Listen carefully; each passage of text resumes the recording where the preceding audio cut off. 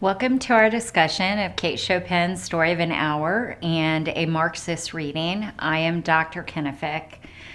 When we began our course together, we discussed what it meant to look at literature through various lenses.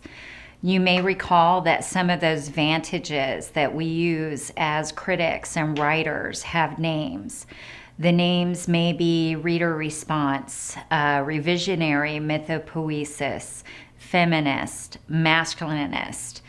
These names shouldn't scare you. They simply mean that you are focusing on one aspect of the literary work rather than having a general reaction.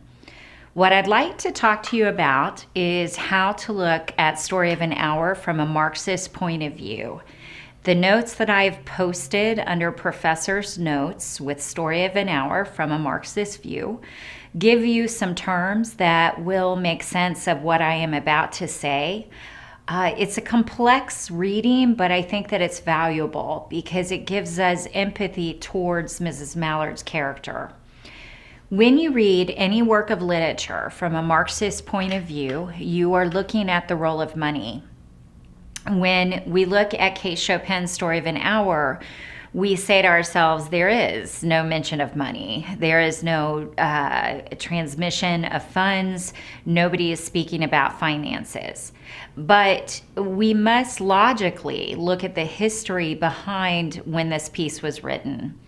When we look at historically at the gender roles, we understand that Mr. and Mrs. Mallard, most likely because they were in England during the Victorian period, most likely they were in an arranged marriage.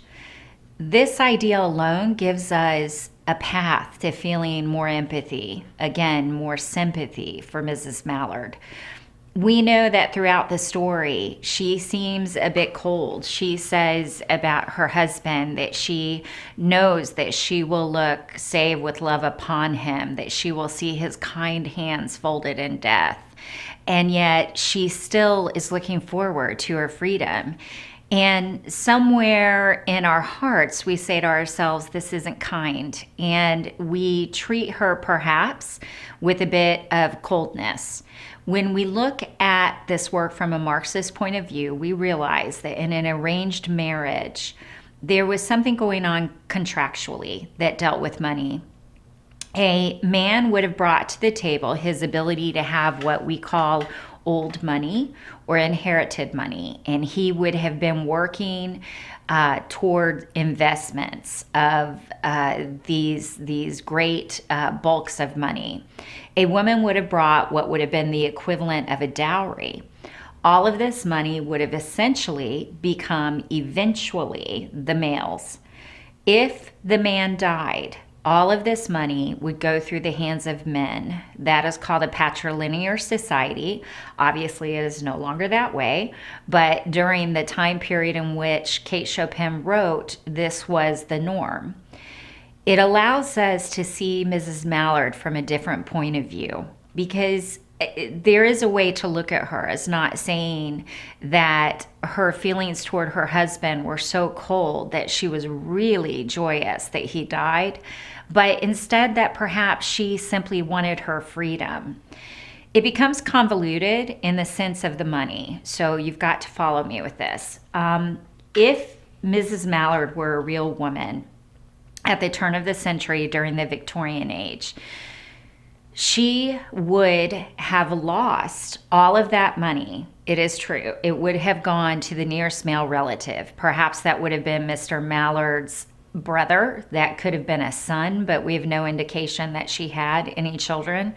That could have been a long-lost relative because this was before DNA testing. What we know is that the norms of that time would have said that whichever male relative inherited that money would have, out of decency, based on societal norms, taken care of Mrs. Mallard, at least for a year. This is a big deal because she would have been allowed to create. She would have been allowed to live her life the way that she wanted. She would have been expected to dress in black because she was mourning. But you may recall that Kate Chopin says in the story that just yesterday, Mrs. Mallard says, life seems so long, and now it seems so short because the freedom that she feels is so unexpected. It's a shift for us in our lifetimes to think of what that means. I believe that most of us feel that we have the ability to live our lives as we want, and that was not the case during the Victorian period. What would have happened after a year of mourning and grieving and wearing black is that Mrs. Mallard would have been expected to remarry. It wasn't that it was a prison sentence, but I think for both men and women during that time, they felt constraints that we don't feel today. So a Marxist reading walks you through an interpretation of Kate Chopin's Story of an Hour in a way that a simple reading would not. It allows you to have empathy for the characters, to understand that they had feelings based on societal constraints and also upon financial concerns that perhaps we don't necessarily understand today. Some of the work that I'm going to request of you will rely on your understanding of this.